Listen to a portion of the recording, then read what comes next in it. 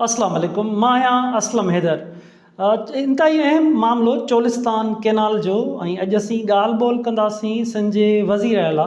सैयद मुराद अली शाह, जंहिं चयो आहे त कहिड़ो चोलिस्तान कैनाल, कौन सा चोलिस्तान कैनाल, कहाँ चोलिस्तान कैनाल बन रहा है, बेख़बरी बेॼाणाईअ जी ॻाल्हि कई आहे सैयद मुराद अली शाह साहब। लाज़मी आहे उन्हनि खे ॼाण आहे, पर अगरि हू बेख़बरीअ जी ॻाल्हि कनि था त असांजो फ़र्ज़ु आहे हिकु सहाफ़ी जी हैसियत सां, हिकु कलमधणी जी हैसियत सां त सैयद मुराद अली शाह साहब खे उन जो जवाबु ॾिजे ऐं उनखे उहा ॼाण ॾिजे। असांजो फ़र्ज़ु आहे त उनखे जीअं ख़बर पइजी सघे चोलिस्तान कैनाल केतिरो ठही चुको आहे, चोलिस्तान कैनाल ते केतिरो कमु हली रहियो आहे, कहिड़ी प्लानिंग्स आहे, तस्दीक थियल अंग अखर तव्हांजे आॾो रखजनि। सो सैयद मुराद अली शाह साहब, मां तव्हां सां मुख़ातिबु थींदे चोलिस्तान कैनाल बाबति जेकी तव्हां ॻाल्हि कई आहे उनजो मां तव्हां ॾो जवाबु अंग अखर तस्दीक थियल तव्हांजे आॾो थो रखां। पंजाब हुकूमत जा तस्दीक थियल अंग अखर, वफ़ाक़ी हुकूमत जा तस्दीक थियल अंग अखर, ही समूरा जेकी मूं वटि रिपोर्ट मौजूदु आहे ऐं तव्हां मालूम बि करे सघो था पंजाब हुकूमत खां हिकिड़ी फ़ोन करे वज़ीर आला खां मालूम करे सघो था, किथां बि तस्दीक बि कराए सघो था त ही अंग अखर कीअं आहिनि ऐं तव्हांखे ज़रूरु कीअं न तव्हांखे ॿुधाईंदा। इरसाद अॻुवाटी सर्टिफिकेट पाणी दस्तियाबी ॾेई छॾियो, उहा त तव्हांखे बख़ूबी ॼाण आहे इरसा जे सर्टिफिकेट जी, पर उहो सर्टिफिकेट ऐं इन्हनि कागज़ी कमनि खां ॻाल्हि अॻियां वधी वई अथव। ॻाल्हि हाणे अमल तरफ़ आहे ऐं तव्हां चयो त कैनाल कहिड़ा, पर ॻाल्हि उन सर्टिफिकेट खां टपी हाणे कैनाल लाज़मी आहे। इन कैनाल लाइ फिज़िबिलिटी, कैनाल लाइ सर्वे वर्क थियो हूंदो, सभु शयूं कंप्लीट थियण खां पोइ अमलन प्रैक्टिकली हाणे जॾहिं उन ते कमु शुरू थियो आहे उन हद ते ई कमु हलियो वञे ऐं तव्हां अणॼाणाईअ जी ॻाल्हि कयो त सिंध जो माण्हू, पढ़ियो ॻढ़ियो माण्हू हैरान ज़रूरु थिए थो उन ॻाल्हि ते। उनजे करे मां तव्हांजे आॾो ही जेके मूं वटि अंग अखर आहिनि उहे बि रखां थो। तव्हां पंजाब हुकूमत खां, GCI खां,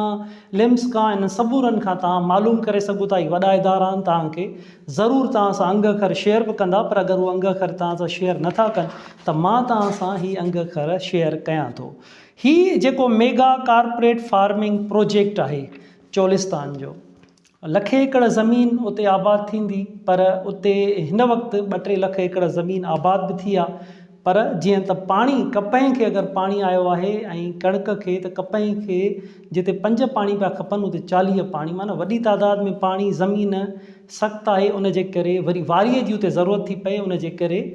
उते फसल न पिया थियनि। उतां जो जेको इन्वेस्टर आहे उहो तमामु घणो परेशान थियो त हाणे असांखे त हेॾी इन्वेस्ट कराई वई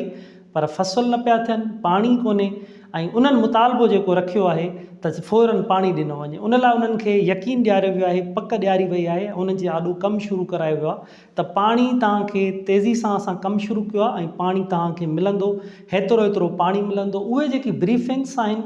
जेकी चोलिस्तान कैनाल केतिरा किलोमीटर हिन वक़्तु ठही बि चुको आहे ऐं तेज़ी सां उते कमु हलंदड़ बि आहे, समुंडी मशीनरीज़ बि उते मौजूदु आहे। तव्हां उते विज़िट ते हलंदव, असीं कलमधणी आहियूं, तव्हां हिकिड़े सहाफ़ी आहियूं, तव्हां जॾहिं शतरंज जी बाज़ी हाणे पंहिंजे CM हाउस में अगरि उते कई आहे त असां सां बि हिकिड़ी शतरंज जी बाज़ी खेॾी वठो, अचो असां था गॾिजी हलूं, तव्हांखे विज़िट करायूं त जीअं तव्हां ॾिसी सघो त केतिरो कैनाल ठही चुको आहे। हर शइ चिटी पधरी वाज़े थी वेंदी त केतिरो कैनाल हिन वक़्तु ताईं ठही चुको आहे, प्लानिंग केतिरी आहे। 438 किलोमीटर कैनाल्स आहिनि उते। 100 कैनाल, हिकिड़ो चोलिस्तान कैनाल, मरोड़ कैनाल ऐं ॿिया 100 कैनाल जेके नंढा कैनाल्स उन मां निकिरंदा। हिकु वॾी ॼाण आहे कैनाल्स जो। उन जे बाबति जेके मूं वटि अंग अखर आहिनि, ही तस्दीक थियल अंग अखर आहिनि ऐं इहा किथां बि तस्दीक करे सघिजे थी, इन जा प्रूफ्स बि मौजूदु आहिनि। त हाणे ही जेको उते चयो वियो आहे त ऐं ॿुधायो वियो आहे पंजाब हुकूमत खे, वफ़ाक़ी हुकूमत खे, उतां जे जेके कमु कंदड़, उतां जा इंजीनियर्स आहिनि, जेके प्रोजेक्ट्स जा इंचार्ज आहिनि ऐं समूरा जेके उते जा आला अमलदार मौजूदु आहिनि, उन्हनि बिल्कुलु रिपोर्ट ॾिनी आहे त चोलिस्तान कैनाल ते ज़ोर ऐं शोर सां कमु जारी आहे ऐं ही जेको गेम चेंजर मनसूबो आहे ऐं मेगा कॉर्पोरेट फार्मिंग प्रोजेक्ट आहे, तमामु वॾा ही नतीजा ॾींदो। हीअ ब्रीफिंग जेकी ॾिनी वई आहे ऐं उन में अंग अखर ॿुधाया विया आहिनि जेके पंजाब हुकूमत जा बि आहिनि ऐं वफ़ाक़ी हुकूमत ऐं सभिनी गॾियल तौर ते सर्वे करे उते कमु जेको शुरू कयो आहे चोलिस्तान कैनाल, उन जे लाइ ॿुधायो थो वञे त 176 कैनाल जी इन जी ड्रेग आहे ऐं 4120 क्यूसेक पाणी उन जो उतां निकाल थींदो रखियो वियो आहे। इन खां अलावा ऐं इहे अंग खर आहिनि, इन खां अलावा छा थींदो उहो त असां सभिनी खे ख़बर आहे ऐं अंगनि खां बि तमामु वॾा कम थियणा आहिनि, पर हीअ जेके अंग खर आहिनि उहे बि छिरकाईंदड़ आहिनि, इंतिहाई अहम अंग खर आहिनि। ऐं इन सां गॾु ई गॾु मरवट केनाल उहो 120 किलोमीटर आहे, जंहिंजी जेकी वाटर डिस्चार्ज आहे उहा 1370 किलोमीटर ॼाणाई वई आहे। रसूल कादराबाद लिंक केनाल उन जी ड्रेग 44 किलोमीटर आहे, वाटर डिस्चार्ज 18 खां 14,000 उन जी ॾेखारियो वियो आहे की त उते उन जी क्यूसिक पाणी उन तां ॾिनो वेंदो। जॾहिं त कादराबाद ब्लॉकी लिंक केनाल उन जी ड्रेग 117 किलोमीटर आहे, जॾहिं त उन जी वाटर डिस्चार्ज 22,000 क्यूसिक खां 25,000 क्यूसिक ॼाणाई वई आहे। बलौंकी सलमान की केनाल उन जी 59 किलोमीटर ड्रेग ॾेखारी वई आहे, जॾहिं त उन जी 24 खां 28,000 क्यूसिक उन जी वाटर डिस्चार्ज ॾेखारियो वियो आहे। लिंक केनाल जी जेकी ड्रेग ॾेखारी वई आहे उहा 100 केनाल्स आहिनि, उन जी 220 किलोमीटर उन जी ड्रेग आहे। ऐं जॾहिं त ब्रीफिंग में उन अंग अखरनि में ॾेखारियो वियो आहे त स्टोन पिचिंग, लाइनिंग ऐं उन खां अलावा ब्रिजिस ऐं उते कहिड़े जेके ठहनि पिया था जेके agriculture farm, small farm, big farm, इहे समूरा जेके आहिनि उते 5-5 हज़ार एकड़ ते ॿधल एग्रीकल्चर जेके फार्म्स आहिनि उहे ठहनि था। पेट्रोल पंप आहिनि, जॾहिं त 13 मीटर वाइड रोड ऐं मोटरवे स्टाइल जो अंदाज़ जो उहो ठाहियो पियो वञे ऐं उहो तमामु वॾो 13 मीटर जेको डिघो हिकिड़ो रोड हूंदो वेकिरो, जेको मोटरवे वांगुरु हूंदो। पंजाब जे सिंध जो मोटरवे त तव्हांजे साम्हूं आहे, हैदराबाद खां कराची, उनखे त हाईवे बि असां नथा चई सघूं, पर हू जेको फैसलाबाद, लाहौर ऐं उतां जो मोटरवे आहे उन अंदाज़ जो मोटरवे बि उन जो रोड 13 मीटर डिघो उहो ठाहियो वेंदो। इन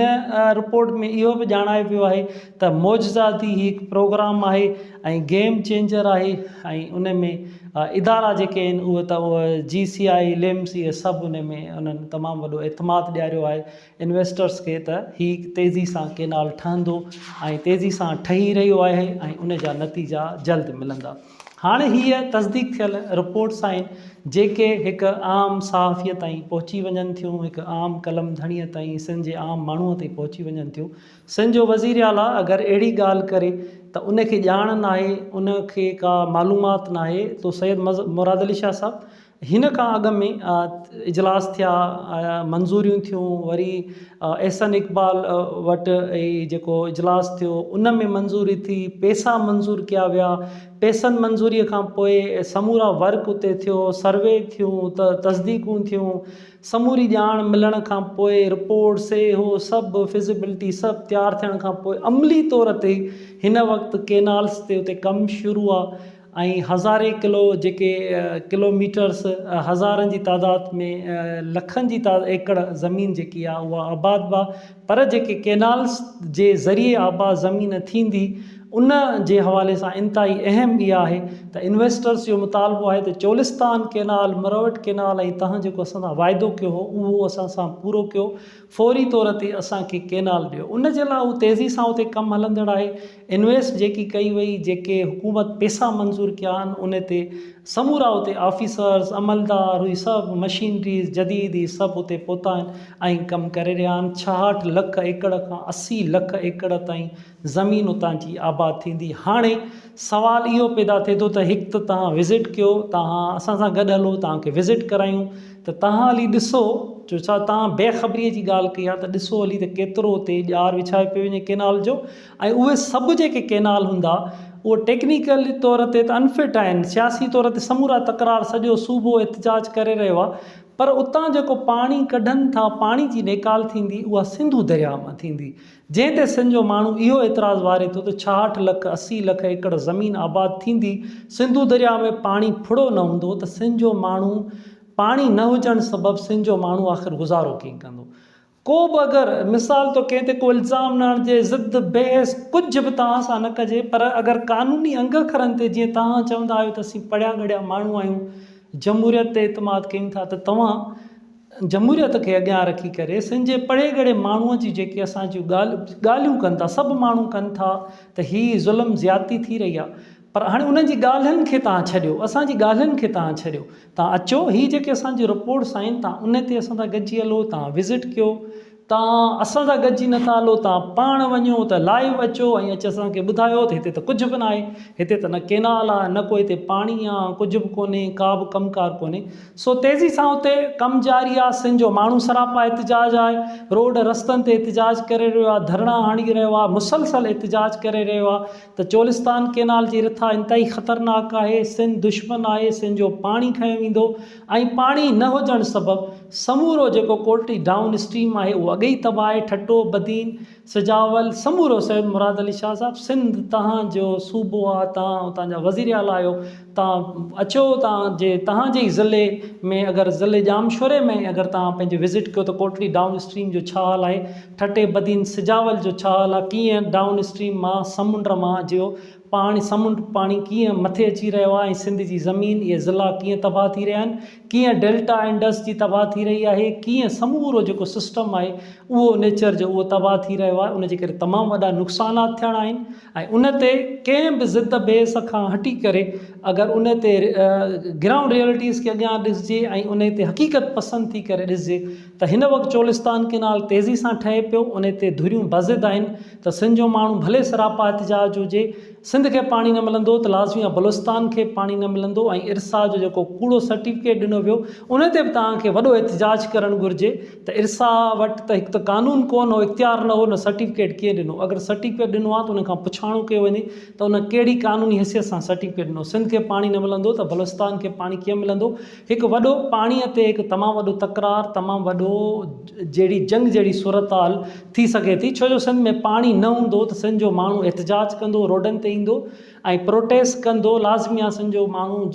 पुरअमन आहे, एतिजाज हमेशह कालाबाग डैम हुजे इन्हनि ते कंदो रहे थो। सो तव्हां चूंडियल नुमाइंदा आहियो, वज़ीर आला आहियो, त तव्हांखे हिन ते सिंध जे माण्हुनि खे जी अॻुवाणी करणु घुरिजे ऐं सिंध जे माण्हुनि जो जेको मौक़ुफ़ु आहे उनखे तव्हांखे वञी अॻियां करे चोलिस्तान केनाल खे ॾिसणु बीहणु उते विज़िट करणु घुरिजे ऐं इन मनसूबे खे फौरी तौर ते ख़तमु करण लाइ अमलनि तव्हांखे किरदारु अदा करणु घुरिजे त जीअं सिंध जे माण्हू में जेकी बेचैनी आहे, जेकी परेशानी आहे, उहा परेशानी ख़तमु थी सघे। हीअ तस्दीक थियल अखर ऐं समूरो जेके आहिनि शयूं उहो तव्हांजे साम्हूं रखियूं आहिनि, तव्हां इन ते तस्दीक करे सघो था। महिरबानी।